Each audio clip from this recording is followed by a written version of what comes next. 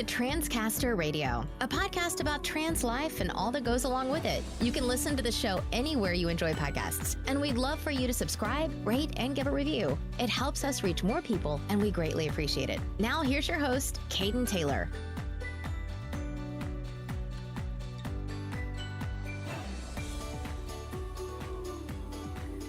Hey Transcasters, welcome to this week's episode of Transcaster Radio.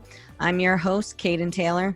I've got an awesome guest for you this week, somebody I've admired, I've followed for many years, Aydian Dowling. I'm going to let him introduce himself. I'm sure you all know who he is.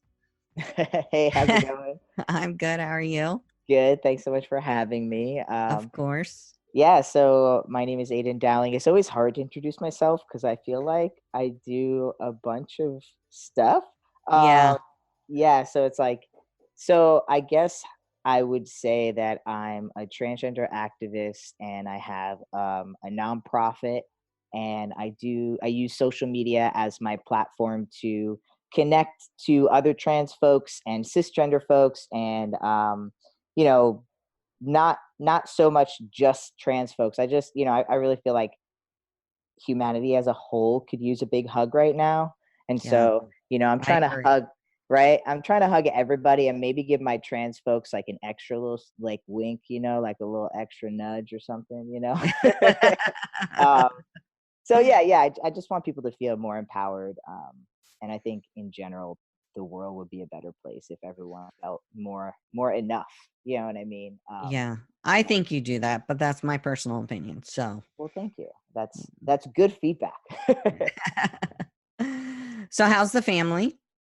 The family's doing good. Right now, the Jane Lee, my partner and wife, is with our 9-month-old son. They're taking a little walk.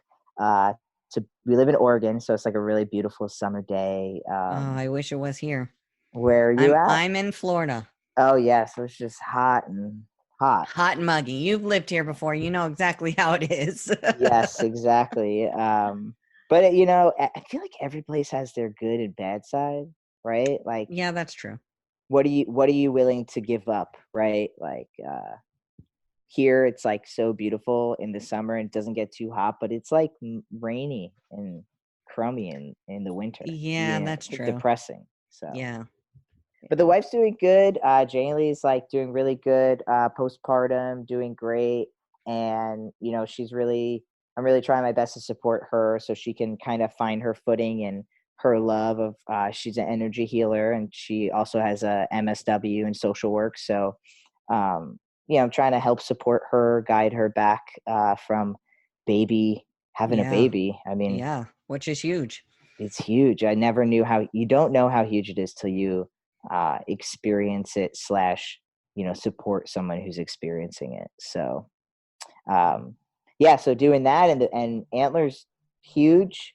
That's my son's name is Antler, and he's a big little baby. He is so adorable. Thank you. His smile is contagious. Yeah, it's hard because like I'm super biased. Like, who could not? Like, of course, it's my baby, but he's pretty damn cute. I got to give him that. I'll give him that. All right, so we're going to talk a little bit about your background, just in case there are people out there that have not, seen you on social media. But where did you grow up? Yeah, so I just turned 32 years old. Well, happy belated birthday. Thank you. Shout out to all my Cancer birthdays. And I grew up in Long Island, New York, which is right outside the 5 boroughs of New York City, in a little town called Patchogue. If anyone's familiar with like Fire Island, which is like a big Gaber Island in New York. I kind of lived right over the water of there. So yeah, I grew up in a definitely different world than the West Coast. That's for sure. Yeah, big time. Oh yeah. What made you move out west? Jane Lee and I were living in Florida, and we decided that her job was making both of us miserable. So we saved up money and for like 6 months so that she could find a new job because we knew it would be hard. It was in like 2011, Hmm. so just coming out of kind of that 2008 big crash, people Yeah. still finding jobs. You're in Florida, so you know how hard it is, particularly in Florida, um, to find jobs. I don't know about now, but then It's still hard, it's at still hard. least in the area I'm in. Yeah, so, Florida just seems to be a hard place to find a job, and so we ran out of money, honestly, and we had just gotten married, and it was like we had to move back in with my mom and live in her basement with, like, from sunny Florida to New York, basement with no windows, 2 Oh cats, and a my. turtle. Yeah, it was a hard blow, especially, like, in transition, like, getting married and really feeling like was stepping into, like, my manhood of, like, yeah, like, I'm getting older and I'm married now and, I wanna start feeling good about myself, you know what I mean? And, like, Mhm. like, the things that I really want in my life to come true were starting to come true, and then it was kinda like, "Hey, you still kinda suck because you have to move back in with your mom." You know what I Well, mean? I'll be 34 in September, and my fiance and I are getting married in December, and we just moved in with her mom. For a lot of the same reasons. My fiance's in pharmacy school to be a pharmacist, but Mm, it's like, are you kidding me? I'm usually, you get married and you move out of the house, yeah. and I haven't lived at home since I was 18. So even though it's not my, quote unquote home I grew up in, it's still my fiance's home, and so it's definitely kick in the pants kind of, even though I know it's for the right reasons and it's a good thing, it's still kind of like, Yeah. why am I going through this right now?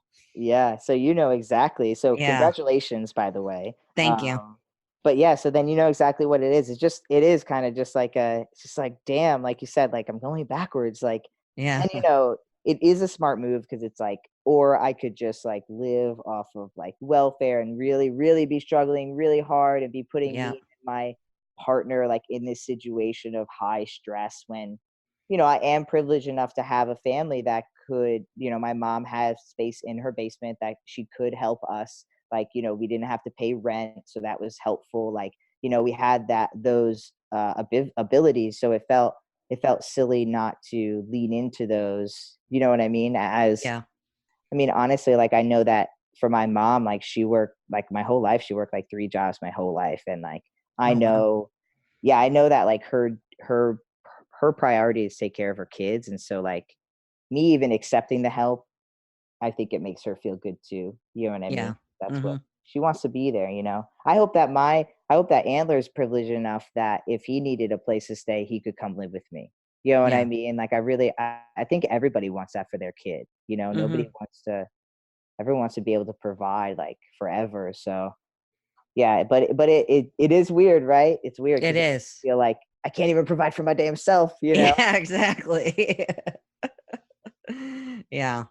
And I don't know how incomes are out west, but in Florida, they're not very high. So, Mhm. um, Yeah, so that sucks. yeah. But my daytime job is a medical case manager for people who have HIV and AIDS. Mhm. And I have a master's degree in public administration, but I didn't go that route. I ended up going the nonprofit route, which of course doesn't make very much money in general. Mhm. So, but I love it, and that's all that matters to me. So, at the end of the Yeah. day, it's very fulfilling. And so, if I have to live with my soon-to-be mother-in-law for a little while for us to get back on our feet, then I'm perfectly okay with that.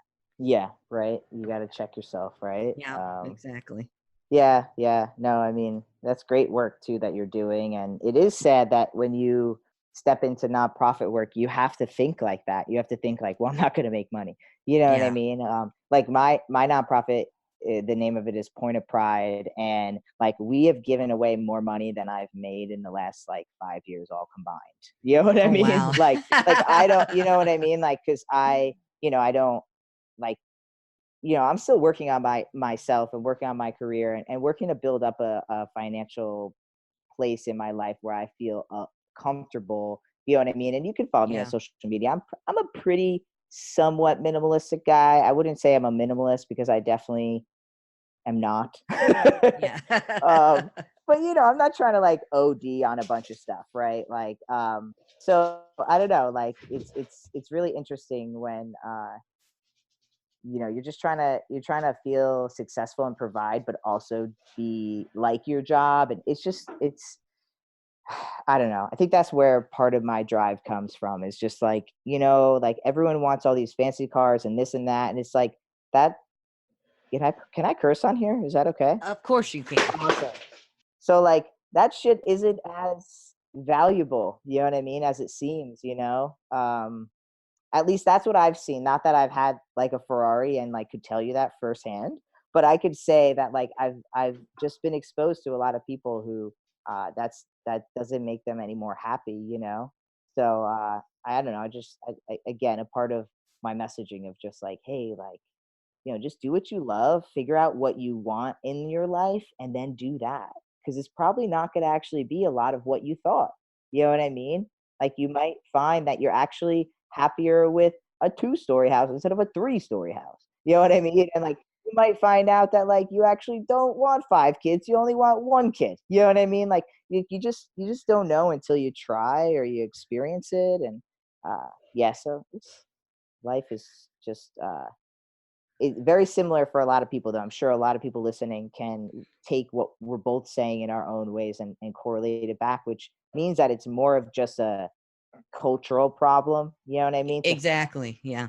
a supportive living. It's not just an individual. Because if it was individual, we wouldn't have you and I, and probably the hundreds of other people who would agree, wouldn't be so in agreement. Yeah. Yeah.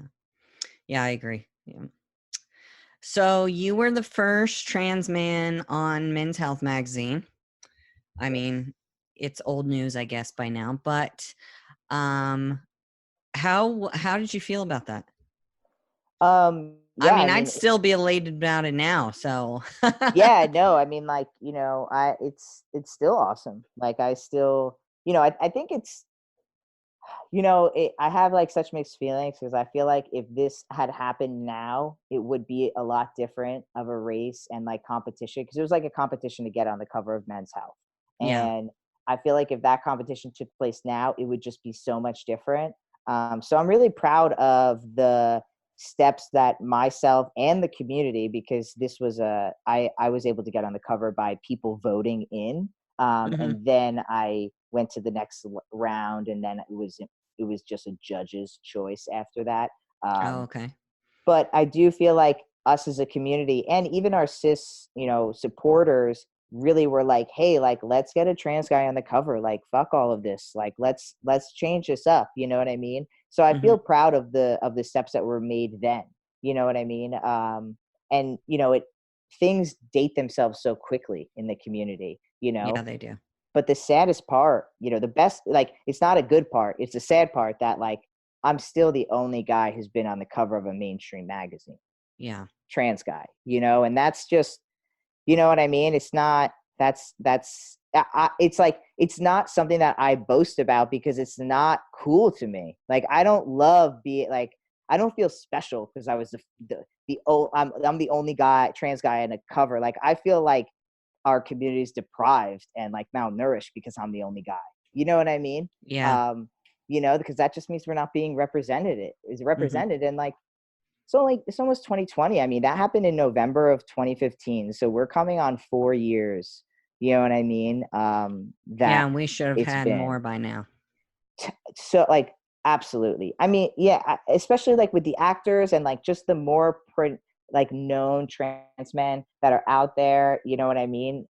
Like, besides myself, just all these other people. It just feels so weird that we haven't gotten on a cover yet. Like, what is up with that? You know what I mean? What's going on there? Why is there such a disconnect? So yeah. So it's like a really awesome thing that happened that I love, and it's slightly like sobering in the fact that, like, man, that was this many years ago, and I haven't been able to celebrate anyone else getting on the cover. Yeah, which is a bummer. Yeah, exactly. Yeah. Exactly. You know? Um, why did you start 0.5cc? What made you do that? So 0.5cc is my clothing company, and I started that in 2012 because I needed to raise money for my top surgery. And like back then, they didn't have GoFundMe, but they had other versions of GoFundMe.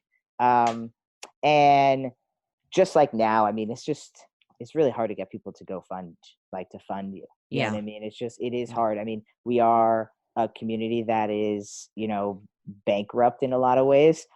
So to get money from our community feels tough. You know what I mean?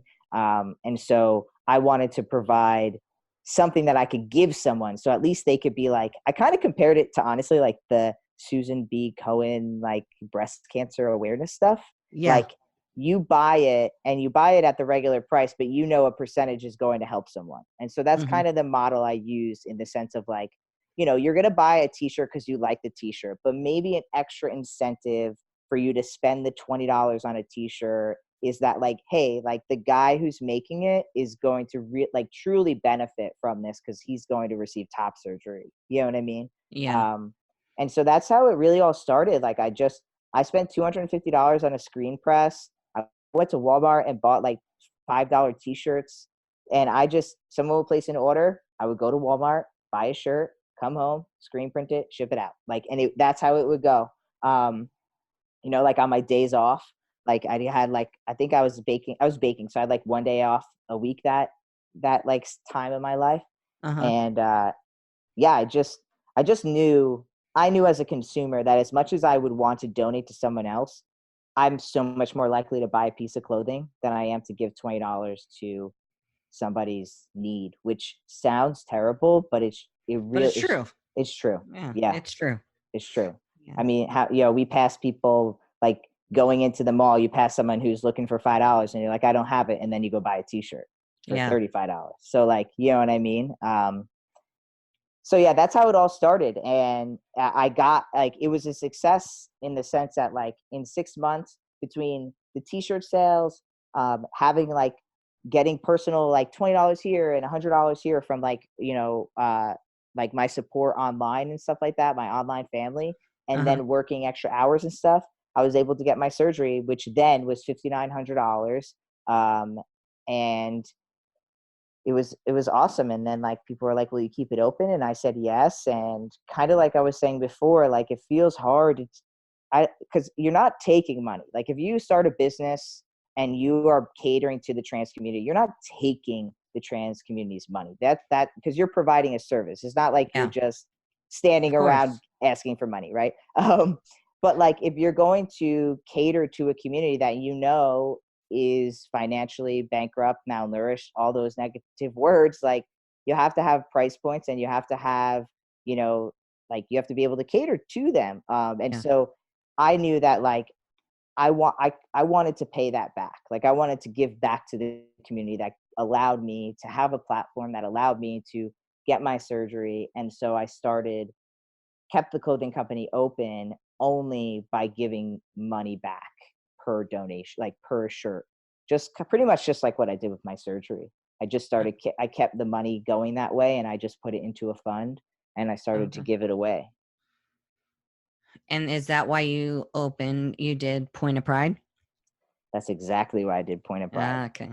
It was like 4 years into giving away binders and giving away, like, it wasn't a lot of money at the time. It was like $500 here or $200 there, you know? Uh-huh. But it was a lot for me. I mean, shit, I Yeah. thought. That's a lot for It- some people yeah. too. Yeah, yeah, I mean, it moves the needle, that's for damn sure. So, but I was always comparing myself. I have I dream big, so I was always comparing myself to, like, the Jim Collins Foundation that gives away like 5 surgeries a year, and, like, I'm like, Uh, so yeah, I missed an opportunity to get like $5,000 for binders because I wasn't a 501(c) nonprofit. And oh, wow.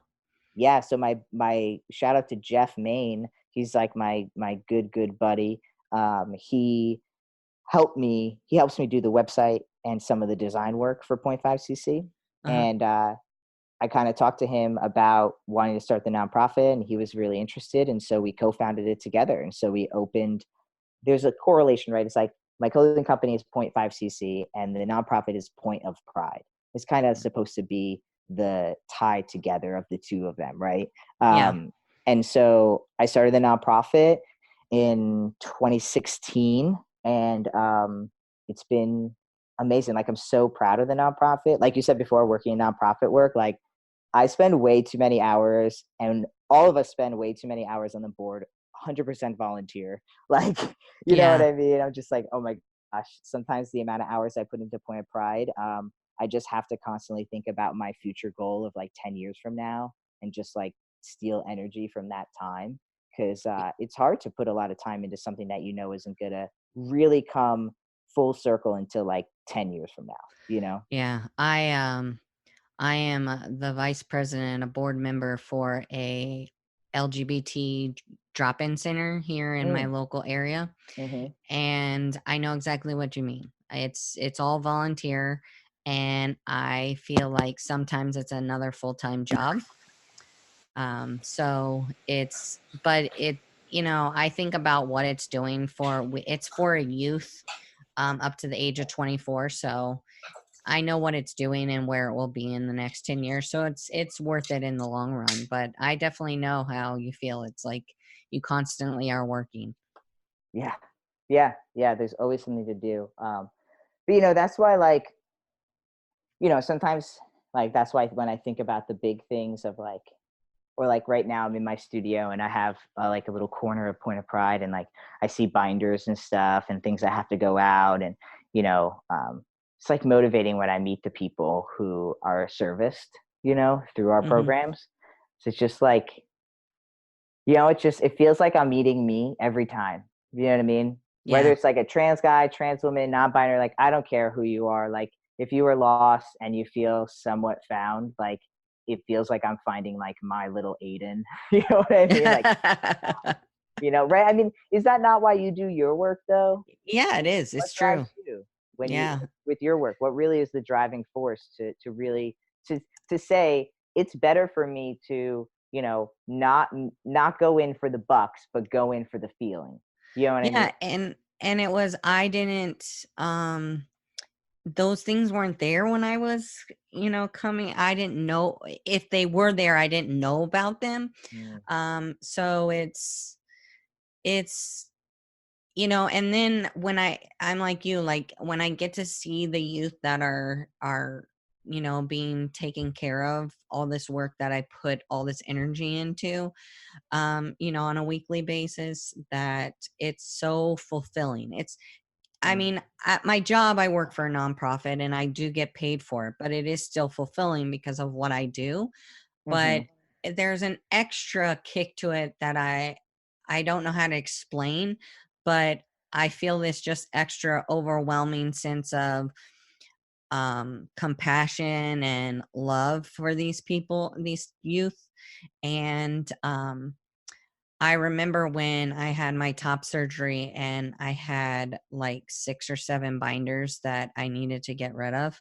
mhm, And I certainly didn't want to throw them away. And I came to the center when it was open, and I met the kids, and obviously I had a certain size, so I couldn't give it to everybody because not everybody was that size, but I gave them to some of the kids, and I had one guy come to me and say, this is my first binder. They were 19 oh, years old. It was my first binder. They were still living at home and had not come out to their family. And so the idea of getting a binder, was like practically impossible. And it was just doing the work and knowing that I'm giving back to a community that gave to me when I first started to transition and still gives to me this today is it's rewarding. mhm, And yeah, rewarding doesn't have to be, monetary rewards. So mhm, yeah, and you know, uh, it's like, and it doesn't have to be like likes or follows either, because like exactly. that so is not, you know, um, like it doesn't provide, like, everything gets like dumbed down as you go up. You know what I mean? Like Yeah. when you're making like, you know, yeah, it doesn't equate to the same as like meeting someone and really like noticing an impact. You know what I Yeah. mean?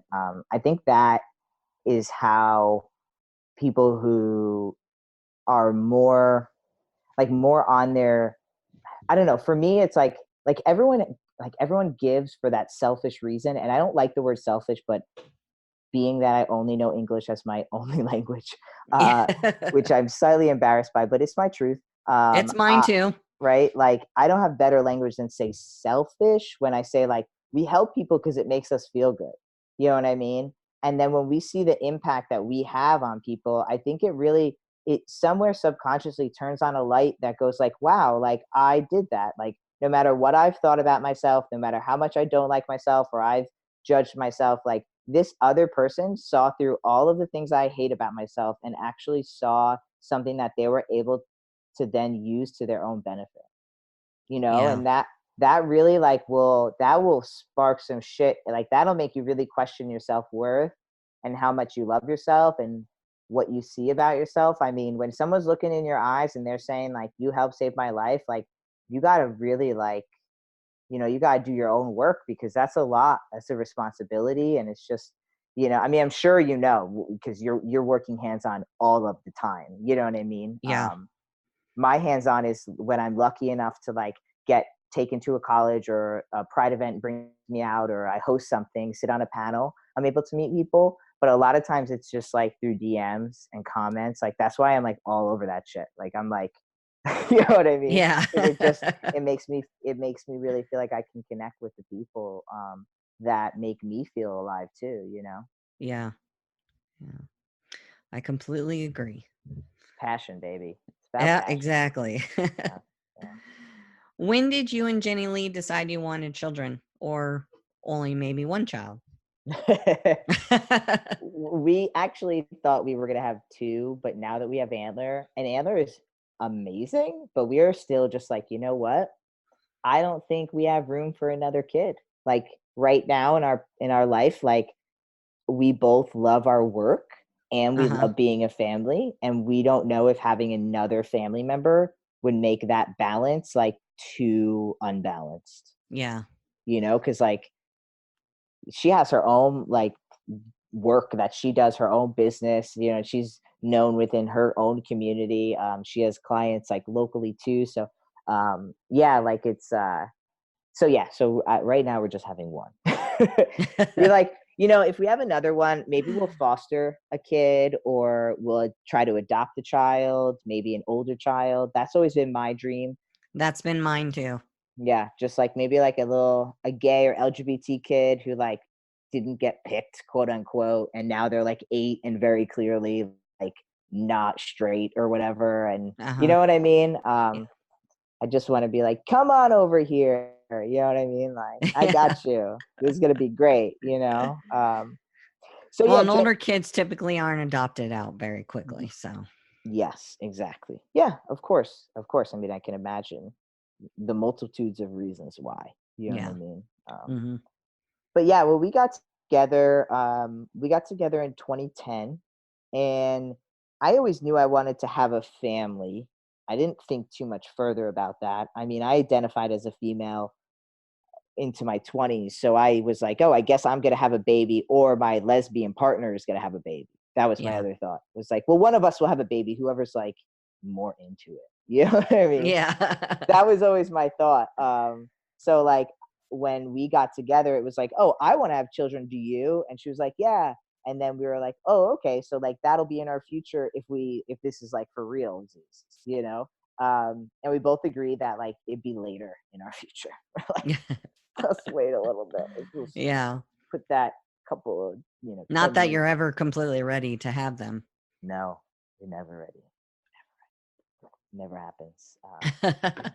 I think you're ready as far as like if you're ready to be a parent, but I don't think like when we think of ready, we always think of like financially ready. That's usually what we think of. Or like, oh, Yeah. like do I have, the space, or do I have the time, or, you know what I mean? Yeah. And that never, yeah, you're right. That just never seems to happen. You No. just have to get to a place in yourself where you're like, am I willing to sacrifice parts of my life right now in order to fulfill my want of a family? And that, Exactly. and if you can answer yes to that, then you're ready. And if you can Yeah. answer no, then you're not ready. Yeah. What was the journey like for the two of you through the pregnancy up to Antler being born? Was it You know, rough? Good? yeah, it was like ebbs and flows, right? It was like Yeah. up and down. So on my YouTube channel, which you could just look me up, you could just look up Aydian Dowling, it'll come up. But we did document like all of our journey to pregnancy, like to try all of our tries and attempts to getting pregnant.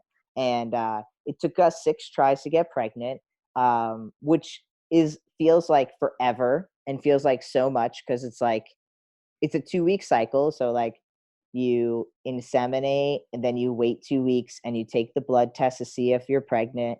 Then if you're not pregnant, you wait 2 weeks and then you do the insemination. Then you wait 2 weeks and take the blood test, and you go through this cycle. So like, Oh, okay. yeah, so like every 2 weeks there's like a step to be taken, right? And every 2 weeks you're getting excited and then heartbroken and then Yeah. excited. Yeah, that's a little depressing. Oh my gosh, yeah. And like when you inseminate, you're like, good vibes, positivity. Yeah, Yeah. this worked. It worked. And then when it doesn't work, you're like, Yeah. Um, like so the journey was tough, and it's financial too. I mean, luckily I was able to get a donor, so I didn't have to go through the journey of having to find sperm, or what I like to call a donation. Yeah. And so like in order to find a donor, I didn't have to go through all like the donor banks and all of that stuff. But I did have to still go through I was able to get a donation, but I did still have to go through the process of like shipping everything and paying for everything and everything else involved, except for having to actually like go and pick, you know what I mean? Yeah. So like I know everything else besides that. And financially it was a process. We saved up, and like the last time we tried, we were literally like spending our last dollar, and we were just like, you know what, like this doesn't mean anything, like we're gonna try, and then maybe we'll take like a 6-month break, you know what I mean, and we'll try again. And boom, that's when Antler took. It was meant to be. Yep. Yeah. Yeah. So yeah, but it's a lot. Like it's just a lot of work, not, having to have a donor, and just going through that process and going to the fertility clinic. And the other day someone like, I was at the post office and I was with Antler, and they were like, "Oh wow, that baby must look like its mama, huh? Looks nothing like you." And I was like, "Oh, Uh, fucking thanks." Like I don't like, sometimes wow. I'm just like, how do people think before they speak sometimes? It's just like, No. I really sometimes don't think they do. it's like called a filter, you know what I mean? Like I Yeah. understand some people don't actually have that filter, and they like there is a problem, but I think most people who don't use their filter are highly capable of using one, and they choose not to. Yeah. I agree. Crazy. I'm curious. So you had a donor. Hmm. Did you go through any paperwork for legal boundaries at all? Because So yeah, go ahead. we've personally thought about somebody in particular in our life, but we obviously, you never know. And Yes. even though I wholeheartedly trust this person, you never know when something might change, especially when there's a child involved. I'm just curious, did you guys go through any of that prior to the insemination? Yeah, yeah, we had to think about that. We had to have multiple talks with the donor. We drew up paperwork. So what we did was like, you can get a lawyer and like get real specific about it. Uh-huh. But I'm very trusting of my donor, and so is Jane Lee, and it sounds like you kind of are too. So like with your own caution, and also just financially, right? Like to hire a lawyer and get all these documents is just a lot. You know what I Yeah. mean? But you could argue like, in 20 years it could be worse. But the point is like I just drew up documents. I went online and I looked up different forms. You know what I mean? And I kind of put in there like just Hey, don't real. reinvent the wheel. Yeah, exactly. And I just made sure, like, we just added language that all three of us were comfortable with. You know what I mean? And we were Hmm. just, like, very clear language that, like, this is not your child. Like, you know what I mean? That, Yeah. like, Aydian Dowling is the father, and that you have, like, no rights to this child. And it's like, it sounds really terrible when you write it up, but, like, you kind of have to. You know what I mean? Yeah. You don't have to, but it is a safety measure. I think it's very important for it to happen that way. Uh, because you're right. Like, you just don't know. Like, what if your really good friend that you've always been friends with, that you decide to make your donor, get some wacko partner or something who's like, that's my baby. You know what I mean? Yeah. Like, you just, at least you have, like, some type of documentation that will protect you. And if you are financially available to hire a lawyer, I mean, if I had the finances, I definitely would have. So I think it all depends on what your availability is. Yeah. Yeah. Has your relationship with Jenny Lee changed at all since you had Antler? That's such, like, a great question. That's actually one that nobody asks so Oh, far. really? Yeah, it absolutely has. Like, it has changed in great ways and ways that feel hard too. Hmm. Like, one joke always have with Jenny Lee is that, like, I'm like, you give all your cuddles to Antler. Like, I don't get any cuddles anymore. I get the leftover hugs, like the end of the night, like, arm over you, like, I Yeah. joke with her about that. But it is true. I mean, it is true. Like, you have to think, right? Like, you can only give so many hugs in a day, and if you have more people in your day, then that means other people, like, people are going to get less hugs, and Yeah. so there's another person, and Taking up time and attention. yeah, and I'm getting less hugs. I'm getting less of the, my own little cuddly baby talk. I'm getting, you know what I mean? I'm getting more of the, like, can you do this? Can you help me with this? Go do that. You know what I mean? Yeah. So it does change. And that is, like, a hard part, like, realizing, like, oh my gosh, like, we have to make time for sex. Like, that's so weird. Like, having to do that is just not the most fun thing. You have Yeah, to, because like, you don't think about that. Well, I shouldn't say that. Did you think about that prior to Antler? I Like, mean, how were we gonna get some, like date yeah, nights and having sex? And it's almost like you have to schedule it instead of it being spontaneous. yeah, it's not almost like you literally have to schedule it. You know what I mean? Like, you literally have to. And it is tough because you go in every couple, I think, and we are no different. We went in like, oh, like, we're gonna make time. We're gonna have it be a priority. We're gonna like, right off the bat, we're gonna have a date night. Like, we're not gonna wait. And, like, yeah, it took like 6 weeks for us to have, like, or like like 4 or 5 weeks for us to have, like, a real date night where we're actually gone for more than an hour. You know what I Yeah. mean? And, like, yeah, so it's just different, and then like, you get a little bit of the you start to get a little annoyed, not at the person, but, like, just at the situation, and you're like, oh, like, like, we used to go dancing, or we used to actually, like, go out, and now we're just, like, trying to get away from our responsibilities instead of being present with one another. You know what I Yeah. mean? Like, so you really do have to re-navigate your space. You have to re-navigate your personal space. Like, you have to really kind of, you know, uh, suck it up, but it's so that's, like, the hard part, right? But the good part is, like, both of us have been able to, like, I've been able to see Jenny Lee in more strength than I've ever seen her before. One of, like, her core wounds is just not feeling, like, strong enough. Whether that's, like, physically strong enough, or, like, strong enough to, like, take on a task, Yeah. and so she's been dealing with this, and, I've been able to see her, like, grow so much in her strength, and be able to, like, acknowledge that to her, and, like, it makes me feel more confident knowing that, like, she's, like, a strong independent mom who, like, like, we work in partnership because we want to, you know what I mean, Yeah. not because either one of us is needs the other person, like, Hmm.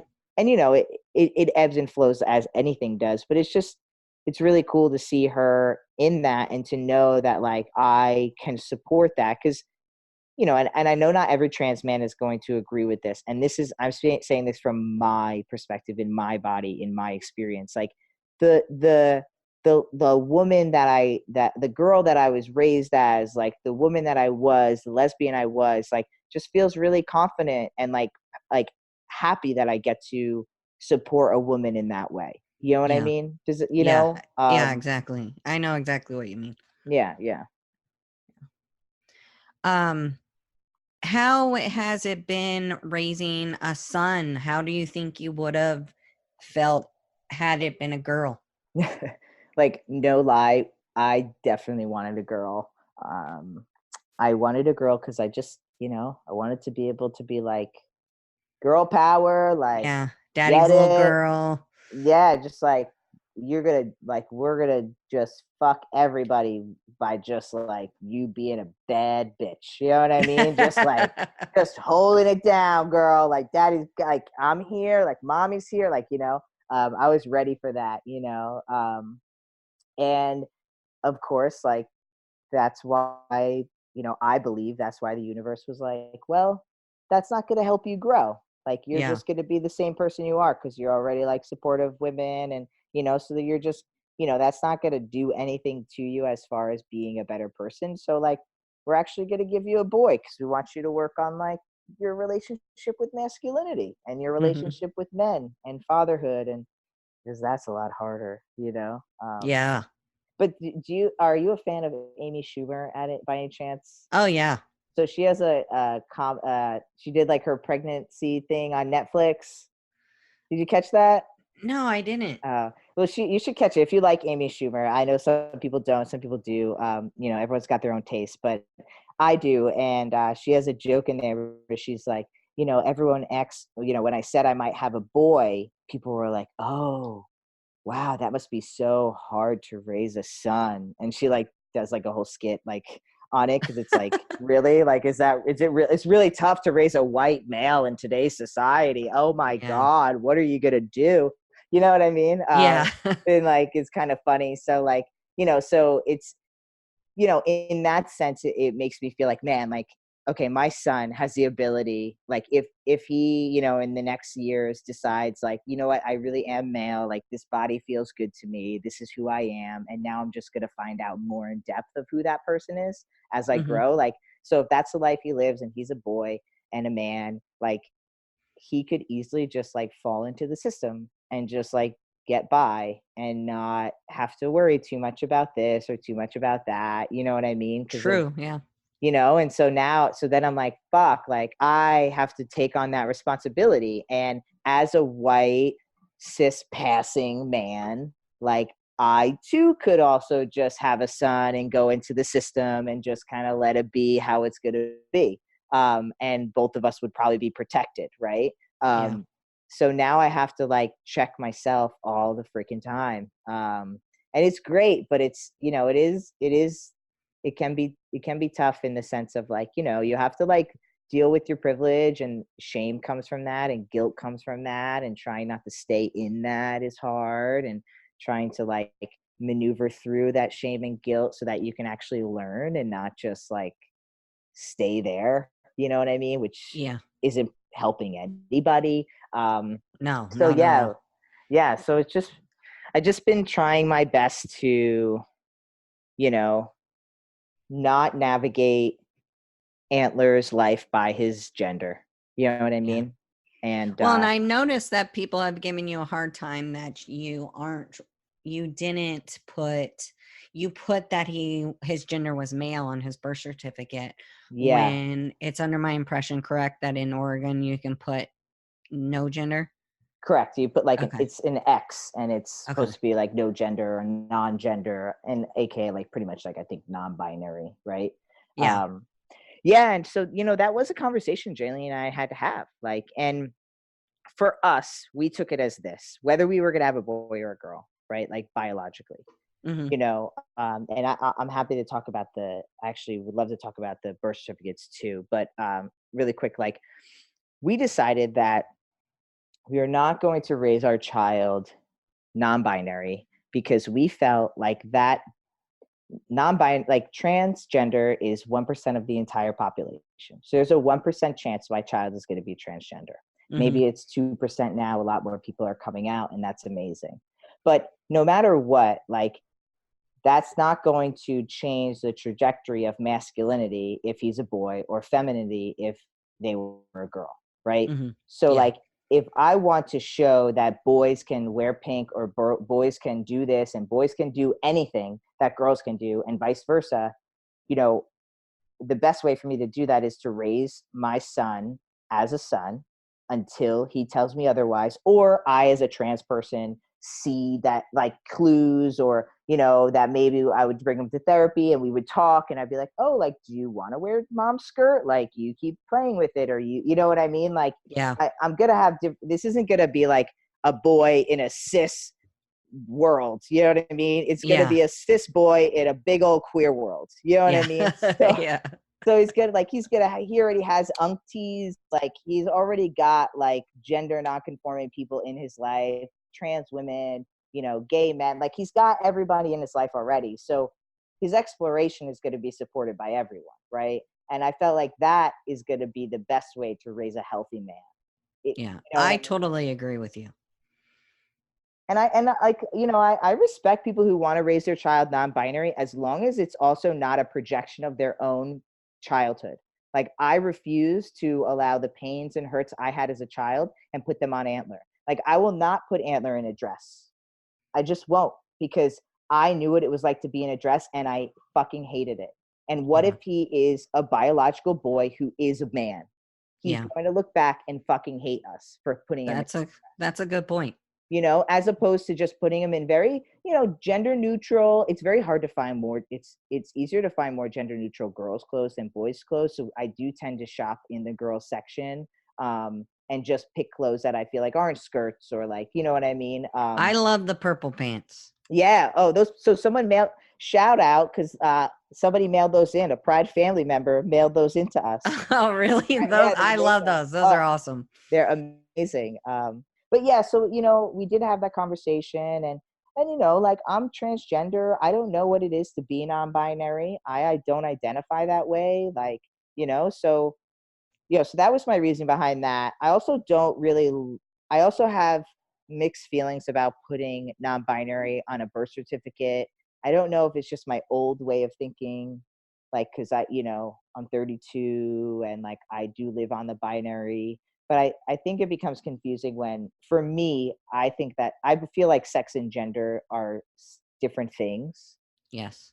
I feel like sex is your biology and gender is your expression of that biology. And so you can be female and express masculine. You can be masculine and express feminine. You know what I mean? Or Yeah. you can, or you can be, as I am, like AFAB, assigned female at birth, but identify as a male. You know what I mean? So like, I just feel like that's a gender, not a sex. Yeah. Good point. Yeah. So that's my only thing, is that I think it gets confusing, because, again, like, if like, I also think that it should be left up to the child when they're of age to make that decision. right, like, Um, there shouldn't be as many loops. Like, if he turned 16 or whatever, however old, whenever we decided as a family, like, should be easier to go in and kind of edit that stuff, right? That's what exactly. Yeah, I Yes. would Yeah. agree wholeheartedly with that. Absolutely. So you are writing a book, correct? Yes, yes, yes. So tell me about that. If you want to share, if you don't want to talk about it, that's perfectly fine. So like, right now, I'm kind of just, it's my book, so obviously it's about me. It's Hmm. like slight memoir, told in present tense, though. So it's gonna really be, I'm really trying to take um, the reader through my life in a more present tense than Uh-huh. like, this is what happened.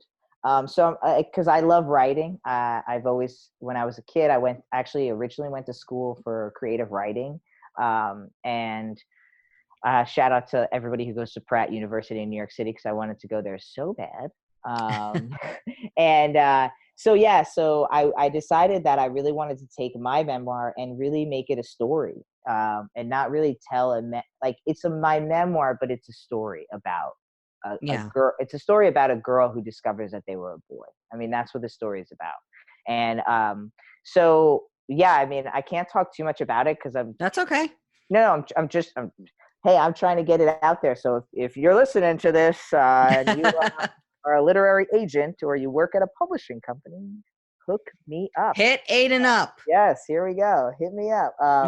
But no, I'm really really excited about it. And I just it's got a lot of things in there that I have always felt ashamed to talk about.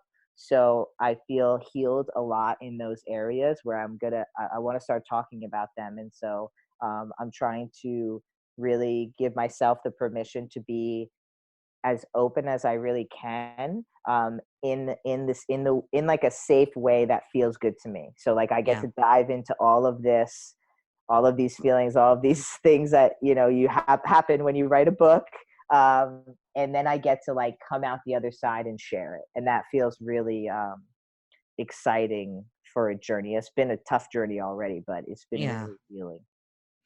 Yeah. Well, one thing, you need to make sure that you have it on audiobook so that I can listen to it. Yes, absolutely. Because that is, I don't actually read a book. Agreed. I am an audiobook guy, and so I Yep. drive a lot because I live like an hour and a half away from my job, so it's an hour and a half drive Oh each wow. direction. Oh my gosh. So I listen to a lot of audiobooks. So definitely make sure you have it on audiobook. I got you. I will send you a copy, and you can do a Okay. little review for me. Okay, I will You'd do be that like, because I love them, and I'm big into memoirs, and okay, it would be awesome to listen to one in present tense because even though it's not quote unquote present tense, it still would yeah, be nice to listen to it in that form because mhm. everything is always in the past and what had already occurred and stuff like that. So Yeah. Well, I think that's what I really wanted to do differently from the memoirs that I have read, because I too love memoirs and I too love audiobooks and I love to talk. So I'd absolutely doing an audiobook, right? No, anybody who knows me knows I love to talk. Just I try to give other people space. I know that is something I'm constantly working on. But no, that for me it was more like, you know, I just want people, like, I want to be open and honest, and if I'm going to be open and honest, I have to take you through the present tense, because if I tell you the story now as Aydian as I am now, it will be very defensive because I've done things in my life that I'm not proud of. And if I talk about them in a present tense, I can let the reader in on why I did these things and how I was feeling and the insecurities I felt without saying I feel really insecure. I could just illuminate that through the what you're actually reading, through the story I'm yeah, telling. You can see like, oh wow, he's really insecure and that's why he did that. And then as I move on through the story, we can, of course there'll be a part where it'll be present as I am now. You know what I hmm mean? And yeah, it'll be like, hey, like the reason I am who I am now is not because I've been perfect and not because I've done things that I've always felt proud of. You know what I mean? And so I'm just, I really want people to experience it and not be told how to live it. Does that make, yeah. That makes sense. a Yeah, lot of times people are like, and I knew I shouldn't have done it, but I did. And it's like, but that doesn't help the person who is in the moment of actually doing the thing that they're going to regret 5 years from now. Like, yeah, how do you let the person know who's in it know, like tune into themselves enough to know that what they're doing actually doesn't resonate with who they are? You know what I mean? yeah. And that's what I want. That's what I really hope people will uh, really get out of the story. I think they will. We'll see. Thank you. You're gonna let me know. Don't hold back. Be I definitely will. Oh, honesty is the I best will be policy. critical. I will Good. be. Yeah. So I have a question. Something I have struggled with for a little while is staying motivated. And you do tons of things. Tons of things. You have your How do you stay motivated doing all the things you do? Well, I also do a ton of motivating things, right? Like I work in all the motivating things. I my motivation really comes from like this is I actually made a post today about failing and feeling like a failure. My motivation comes from this real deep-seated rooted feeling that I am a failure, and I want to change that so badly that I need to prove to myself that I'm not a failure, that I'm not a failure. Um, so that's really my own personal story with it, right? Like that's where my true deep seated that's like the seed of my motivation. And then what sprouts from that seed and all the leaves are the external things. Like I meditate every single morning. I used to not meditate on the weekends because I'm like, it's the weekends, I'm gonna take off. Yeah. And then I'd have like a shitty day, and then I was like, maybe I should start meditating on the weekends too. How long do you meditate for? 10 minutes. I have like I have an altar space that I put like just rocks and crystals that feel aligned with me. I like to light candles. And I honestly, like, I go onto YouTube and I put in 10-minute guided meditation, and there's a gabillion of them. And sometimes I close my eyes and like scroll and just click on whichever one that comes up. Like I'm kind of doing like a divination thing. Like, okay, like whatever's supposed to be there for me is the one I'm going to click, you know? Yeah. Or I'll go to my favorite, and it's just 10 minutes and it's guided and it tells you how to breathe, and there's light music. And sometimes it's like, sometimes I'm venturing to like an ocean. Sometimes I'm in a, a garden. But it's all just about like redirecting my thoughts into the present tense. And so yeah, I do that every morning. It's just like 10 minutes. I mean, it takes longer because I have a whole process with it, but like if I just sat down and meditated, it would just be 10 minutes. You know what I mean? Yeah. But that, and I mean, like I'm sitting here and I have a quote right in front of me, like a Will Smith quote that says, you can't win the war against the world if you can't win the war against yourself. Oh, that's a great one. I have another quote right next to me that says, I ought to take myself more seriously, which is a Nako Bear quote. So like, I try to just keep things around me that are like really like I have a Les Brown quote that says, I will never be broke again. Just to remind myself like, that like I've been really broke before. Like I've like Jaylee and I've like had to like counted the pennies, put the ketchup back because we didn't have enough. You know what I mean? Like we've been there. Like, just like that type of stuff is what motivates me. It's just that drive of just like, it's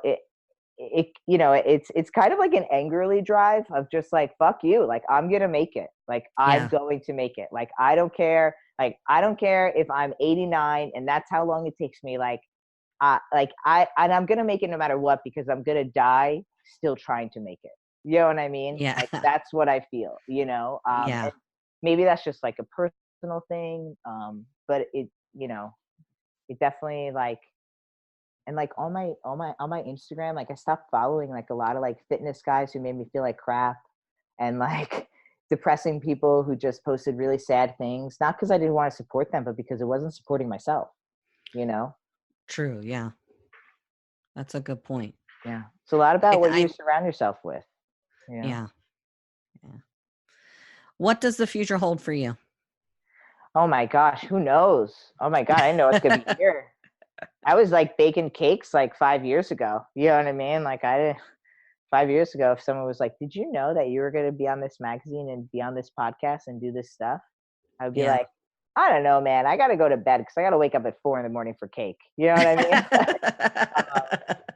So, I honestly, like, I think what it holds right now, a big metaphor for Antler in my life is that Antler, my son he's an investment for the next 20 years. I'm not going to see the productivity of what Jaylee and myself and, him too, but what we've created as a family until he's 20, 21, 22, maybe 32, until he's older. Yeah. And That's true. yeah, right. And so right now I'm really working on projects the same way. I have the book, like that book's not going to come out till hopefully by the end of next year. But just being realistic, like, I've still got to sell the book, and then we've got to edit the book, and then we've got to get the book cover. Like, it takes time, Yeah. Are you okay? Because there's a lot of. Yeah, it's fine. Okay. So like, I think, and I'm working on some other projects that I actually can't talk about, but like, they're both very cool and very awesome. And so, but again, they're all things that like this one project I'm working on is going to take a lot of time and money. And like, I'm not even going to be able to talk about it till probably like 2 years from now. So yeah, so I feel like my life right now is like in this trusting state of like, I'm just going to invest in myself, get to Yeah. invest some years in myself. I have the ability to do that. And I don't know if I'm going to get that ever again. And so again, like, try not to be a failure. I'm gonna try. And if it doesn't work, then at least I can go back to baking. You know what I mean? Like I'll try something else. But I'm just, I gotta go all in. I gotta stop just, keeping a little bit in my pocket and just lay it all out. So that's Yeah, that's what you're gonna see from me, yeah, that's what I have to do too. Cause I kind of stick something, back just in case. And Mm, it's not gotten me to the point I want to be, at least at this point in life so far. So right? you kind of got to give it your all, Yeah. And you know what? not hold back. When you fail, when you give it your all and you fail, because I've done that, you know what I mean? A part of the whole Men's Health thing, I did feel like I failed because I didn't actually win. You know Yeah. what I mean? And I gave it I mean, I've never ever given in more effort than those like 3 months of that whole competition. And I failed in my mind. I did not win. I mean, I didn't get Hmm. first place. I got second place pretty much. I was runner Yeah. up. And so, I have to sit down every day knowing that I've already tried really hard and failed and still try again. You know what I mean? Yeah. But it's, I gave it my all, and so I feel as shitty as it feels, I feel the best shitty as I probably could, you know? Um, but yeah, I don't know, dude, like my main message, I just want people to know, like, I'm really like, nobody that you look up to, nobody on social media, no actor, no musician is any different than you are. They really aren't. They just can sing, or maybe they can dance. They take opportunities, they try things. Some of them get lucky, some of them work their ass off, you know. But like they're just really no different. And I feel like if people can realize that, then maybe they can open up the possibility that whatever their dream is, they can live too, you know? Um, like if you can't sing, like, no, honey, like, I'm sorry, like, you can't be a singer. But like, there's got to be other things in your life, you know what I mean, that you love, that you're passionate about. Like, maybe you can't sing, but maybe you can write one hella good song. You know what I mean? Like, and I just want people to realize that, like, it's possible for you, the minute you really believe that it is. Yeah. Yeah. So I have one last question for you. Yeah. It's really more, do you have any words or wisdoms for any other trans folks out there? Don't uh don't let the language of transness get in the way of your identity. A lot of people come to me asking me, yeah, am I non-binary? Am I trans masculine? Am I trans male? Am I this? Am I that? Don't, express yourself and then see what links up. See what words fit. Don't find the words that you like and then try to fit into those words. Yeah. I Yeah. like that. Yeah. Yeah, I like that. Well, thank you. I appreciate you coming on and talking to me today. Yeah, this was great. Thank you so much it was just such a great, like, we just had a conversation. It was awesome. Thank you so much. This was great. All right, Transcasters, that's all we have for you this week. Thank you for listening, as always, to this week's episode of Transcaster Radio. Don't forget to tune in next week for another great episode. Until next time, love life, live authentically, and as always, rise up.